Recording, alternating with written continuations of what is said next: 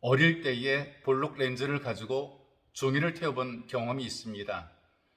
태양빛이 흩어지게 되면 따뜻하지만 그러나 그 태양빛이 모아지게 되고 집중을 하게 되면 종이를 태울 만큼 화력이 강해지게 됩니다. 종종 운동 경기를 하는 그 해설자들 가운데에 선수들의 집중력에 관해서 이야기를 하는 경우들이 있어요. 끝까지 집중력을 잃지 말아라. 그래야 승리할 수 있다. 이렇게 이야기를 합니다. 집중하는 것의 중요성을 이야기하는 것이죠. 학생들이 공부를 잘하고 못하는 것도 집중력이 많은 영향을 끼친다는 것입니다. 현직 교사 가운데 유미현이라는 분이 쓴 책이 있어요. 넌 죽어라 공부하니 난 집중해서 공부한다. 그런 제목이지요. 공부는 죽어라 하는 것이 아니라 집중해서 해야 능률이 오른다는 것입니다. 공부를 잘하는 학생과 또 공부를 잘하지 못하는 학생들을 비교할 때 드러나게 되는 가장 큰 차이점도 바로 다른 것이 아니라 이런 집중력의 차이가 되는 것이죠. 사업도 마찬가지입니다. 한 가지 사업에 집중을 해서 사업을 하게 될 때에 성공할 확률이 높다는 것입니다. 음식을 할 때 음식점도 여러 가지 음식을 하는 것보다 한 가지 음식을 잘하게 되면 결국 사람들이 그 음식점을 찾게 되고 전통을 이어오게 되고 끝까지 살아남게 된다는 것입니다.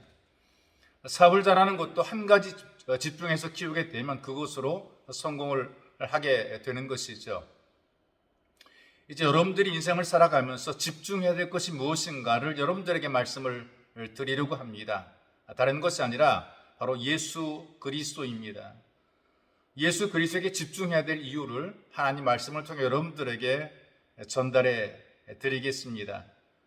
신약 성경 마태복음 14장 25절에서 32절까지의 말씀을 제가 읽어드립니다. 밤사경에 예수께서 바다 위로 걸어 제자들에게 오시니 제자들이 그가 바다 위로 걸어오심을 보고 놀라 유령이라 하며 무서워하여 소리 지르거늘 예수께서 즉시 이르시되 안심하라 난이 두려워 말라.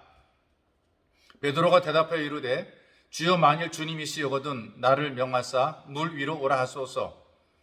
오라 하시니 베드로가 배에서 내려 물 위로 걸어서 예수께로 가되 바람을 보고 무서워 빠져가는지라 소리 질러 이르되 주여 나를 구원하소서 하니 예수께서 즉시 손을 내밀어 그를 붙잡으시며 이르시되 믿음이 적은 자여 왜 의심하였느냐 하시고 배에 함께 오름에 바람이 그치는지라.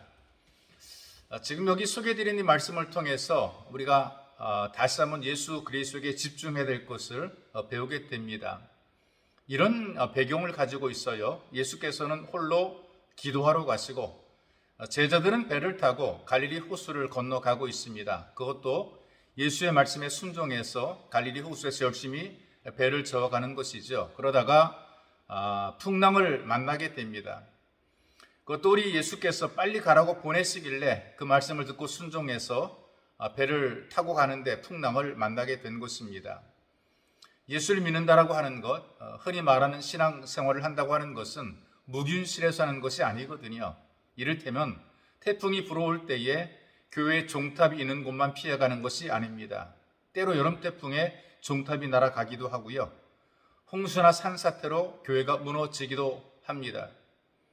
하나님께서는 우리를 잔잔한 물가와 쉴만한 물가로 인도하기도 하지만 때로는 광야와 같은 골짜기 같은 곳으로 인도하시기도 합니다. 오래전에 하나님께서 가나안 땅을 약속하셨지만 거기에는 광야도 있고 요단강과 또 여리고성 또 아이성 같은 문제점들이 고민들이 고난들이 막고 있었던 것이 있죠.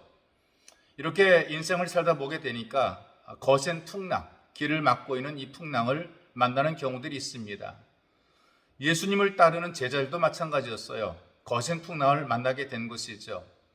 다행히 예수님의 제자들은 어부였습니다. 그래서 바다에 관한, 물에 관한 한 전문가들입니다.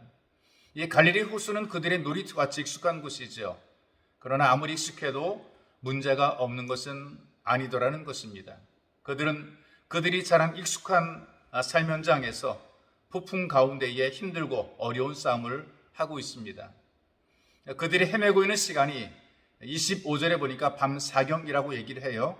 새벽 3시부터 6시까지를 사경이라고 얘기를 하는데 적어도 9시간을 갔는데 겨우 한 3, 4km 정도 간 것 같아요.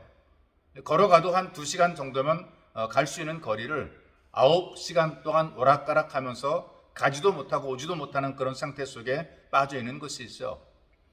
이렇게 죽느냐 사느냐 위기 속에서 폭풍과 함께 힘겨운 싸움을 하고 있을 때에 기도하시던 주님께서 그들을 찾아오십니다. 그리고 그들을 안심시키시지요.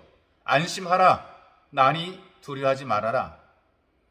우리 인생 가운데에 또 특별히 삶의 폭풍 가운데에 우리를 찾아오시는 예수 그리스도에게 좀 시선을 집중하시기를 바랍니다. 힘들고 어려울 때일수록 더욱더 예수님에게 집중하게 되면 살 길이 보이고 갈 길이 열려지게 되어 있습니다.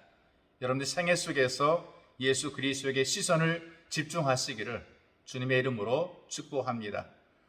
참으로 존귀하신 아버지 고맙고 감사합니다. 우리들에게 길이요 진리요 생명이 되신 예수님을 보내주시고 예수님을 바라보고 예수를 따르며 살아갈 수 있도록 우리에게 은혜를 베풀어 주시고 힘들고 어렵고 무거운 인생길을 갈 때에 예수를 바라보고 갈 수 있도록 도우시니 감사합니다.